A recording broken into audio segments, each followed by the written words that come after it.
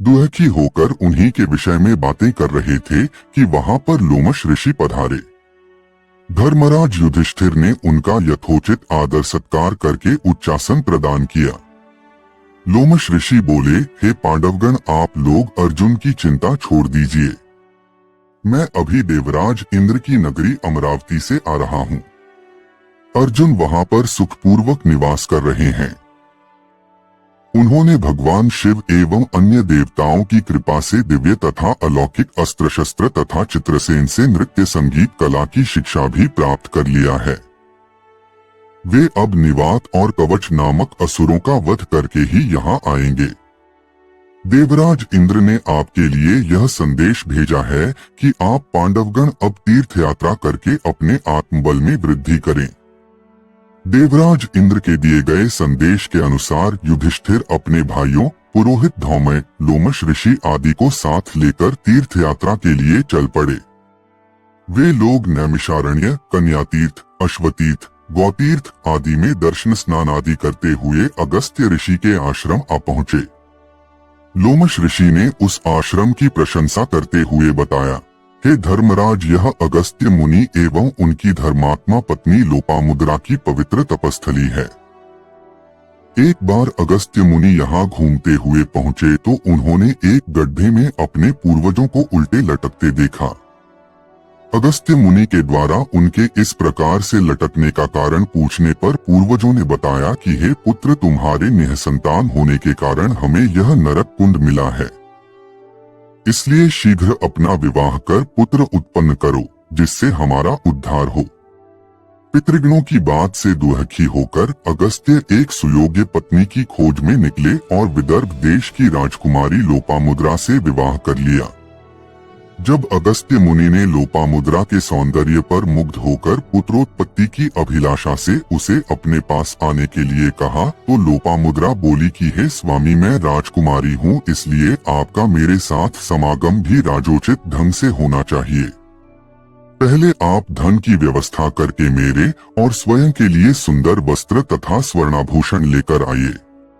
अपनी पत्नी की वाणी से प्रभावित होकर अगस्त्य मुनि धन मांगने के लिए राजा श्रुतर्वा, वृघनश्व तथा इक्ष्वाकु वंशी त्रसदृश्यु के पास गए, किंतु सभी राजाओं का कोष खाली होने के कारण उन राजाओं क्षमा प्रार्थना करते हुए ने अगस्त्य मुनि को धन देने में असमर्थता प्रकट कर दिया। निराश होकर अगस्त्य मुनि इलवल नामक दैत्य के पास पहुँचे। इलवल दैत्य ने प्रसन्नता के साथ उन्हें मुहमांगा धन प्रदान कर दिया। धन प्राप्त करके अगस्त्य मुनि ने अपनी पत्नी की इच्छा पूर्ति की और दृढ़स्यु नामक पुत्र उत्पन्न किया। कालांतर में यह तीर्थ स्थान अगस्त्याश्रम के नाम से प्रसिद्ध हुआ। इसी तीर्थ स्थान में स्नान करके परशुराम ने अपना तेज पुनः प्राप्त किया था। इसलिए हे युधिष्ठिर, यहाँ स्नान करके आप दुर्योधन के द्वारा छीने गए अपने तेज को पुनः प्राप्त कीजिए। लोमश ऋषि के आदेशानुसार वहां स्नान पूजा आदि करके युधिष्ठिर ने लोमश ऋषि से पूछा, हे प्रभु, कृपा करके यह बताइए कि परशुराम निस्तेज कैसे हुए थे। लोमश ऋषि ने उत्तर दिया, धर्मराज दशरथ नंदन श्री राम जब शिव जी के धनुष को तोड़कर सीता जी से विवाह कर अपने पिता, भाइयों, बारातीगण आदि के साथ अयोध्या लौट रहे थे तो एक बड़े जोरों की आंधी आई जिससे वृक्ष पृथ्वी पर गिरने लगे। तभी राजा ऋषि भृगुकुल के परशुराम पर पड़ी। उनकी वेशभूषा बड़ी भयंकर थी। तेजस्वी मुख पर बड़ी बड़ी जटाएं बिखरी हुई थीं, नेत्रों में क्रोध की लालिमा थी। कंधे पर कठोर फरसा और हाथों में धनुष बाण थे। ऋषियों ने आगे बढ़कर उनका स्वागत किया और इस स्वागत को स्वीकार करके वे श्री रामचंद्र से बोले, दशरथ नंदन राम, हमें ज्ञात हुआ है कि तुम बड़े पराक्रमी हो और तुमने शिव जी के धनुष को तोड़ डाला है और उसे तोड़कर तुमने अपूर्व ख्याति प्राप्त की है। मैं तुम्हारे लिए एक अच्छा धनुष लाया हूँ। यह धनुष साधारण नहीं है, जमदग्नि कुमार परशुराम का है। इस पर बाण चढ़ाकर तुम अपने शौर्य का परिचय दो। तुम्हारे बल और शौर्य को देखकर मैं तुमसे द्वंद्व युद्ध करूंगा। परशुराम की बात सुनकर राजा दशरथ विनीत स्वर में बोले, भगवान, आप वेदविद स्वाध्यायी ब्राह्मण हैं। क्षत्रियों का विनाश करके आप बहुत पहले ही अपने क्रोध का शमन कर चुके हैं। इसलिए हे ऋषिराज, आप इन बालकों को अभय दान दीजिए। किंतु परशुराम जी ने दशरथ की अनन्य विनय पर कोई ध्यान न देते हुए राम से कहा, राम, संभवतः तुम्हें ज्ञात नहीं होगा कि संसार में केवल 2 ही धनुष सर्वश्रेष्ठ माने जाते हैं। सारा संसार उनका सम्मान करता है। विश्वकर्मा ने उन्हें स्वयं अपने हाथों से बनाया था। उनमें से पिनाक नामक एक धनुष को देवताओं ने भगवान शिव को दिया था। इसी धनुष से भगवान शिव ने त्रिपुरासुर का वध किया था। तुमने उसी धनुष को तोड़ डाला है। दूसरा दिव्य धनुष मेरे हाथ में है। इसे देवताओं ने भगवान विष्णु को दिया था। यह भी पिनाक की भांति ही शक्तिशाली है। विष्णु ने भृगुवंशी ऋचिक मुनि को धरोहर के रूप में वह धनुष दे दिया। वंशानुवंश रूप से यह धनुष मुझे प्राप्त हुआ है। अब तुम एक क्षत्रिय के नाते इस धनुष को लेकर इस पर बाण चढ़ाओ और सफल होने पर मेरे साथ द्वंद्व युद्ध करो।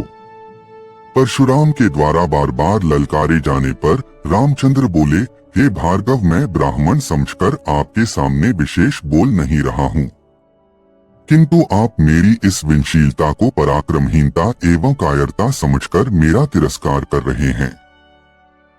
लाइए, धनुष बाण मुझे दीजिए। यह कहकर उन्होंने झपटते हुए परशुराम के हाथ से धनुष बाण ले लिए। फिर धनुष पर बाण चढ़ाकर बोले, हे भृगुनंदन, ब्राह्मण होने के कारण आप मेरे पूज्य हैं, इसलिए इस बाण को मैं आपके ऊपर नहीं छोड़ सकता। परंतु धनुष पर चढ़ने के बाद यह बाण कभी निष्फल नहीं जाता। इसका कहीं न कहीं उपयोग करना ही पड़ता है। इसलिए इस बाण के द्वारा आपकी सर्वत्र शीघ्रता पूर्वक आने जाने की शक्ति को नष्ट किए देता हूँ। श्री राम की यह बात सुनकर शक्तिहीन से हुए परशुराम जी विनय पूर्वक कहने लगे, बाण छोड़ने से पूर्व मेरी एक बात सुन लीजिए। क्षत्रियों को नष्ट करके जब मैंने यह भूमि कश्यप जी को दान में दी थी, तो उन्होंने मुझसे कहा था कि अब तुम्हें पृथ्वी पर नहीं रहना चाहिए, क्योंकि तुमने पृथ्वी का दान कर दिया है। तभी से गुरुवर कश्यप जी की आज्ञा का पालन करता हुआ मैं कभी रात्रि में पृथ्वी पर निवास नहीं करता। अतः हे राम, कृपा करके मेरी गमन शक्ति को नष्ट मत करो। मैं मन के समान गति से महेंद्र पर्वत पर चला जाऊंगा, क्योंकि इस बाण का प्रयोग निष्फल नहीं जाता। इसलिए आप उन अनुपम लोकों को नष्ट कर दें जिन पर मैंने अपनी तपस्या से विजय प्राप्त की है। आपने जिस सरलता से इस धनुष पर बाण चढ़ा दिया है, उससे मुझे विश्वास हो गया है कि आप मधु राक्षस का वध करने वाले साक्षात विष्णु हैं।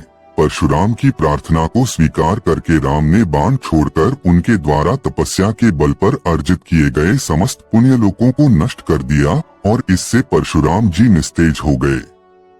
फिर परशुराम जी तपस्या करने के लिए महेंद्र पर्वत पर चले गए। वहां उपस्थित सभी ऋषि मुनियों सहित राजा दशरथ ने रामचंद्र की भूरी भूरी प्रशंसा की। दोस्तों, आपको ये वीडियो पसंद आई तो वीडियो को लाइक और चैनल को सब्सक्राइब करके एक प्यारा सा कमेंट कर देना।